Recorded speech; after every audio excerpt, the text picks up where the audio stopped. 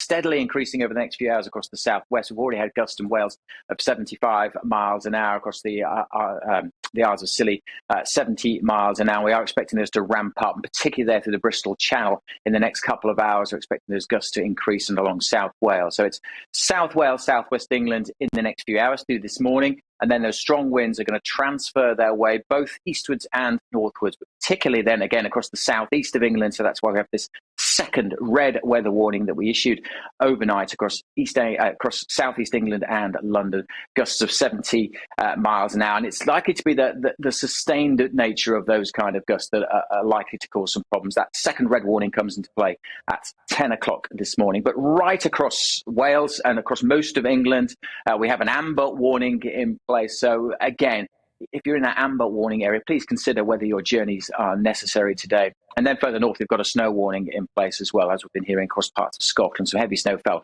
overnight across Northern Ireland, particularly today across eastern parts of Scotland, some significant snowfall. So an awful lot going on. But the main focus in the next few hours is really strong, damaging winds across the southwest of England. I mean, a lot of the headlines this morning, all over the front pages of the newspapers, are saying this could be the worst storm in 3 decades. Is that how you read it when you look at the data?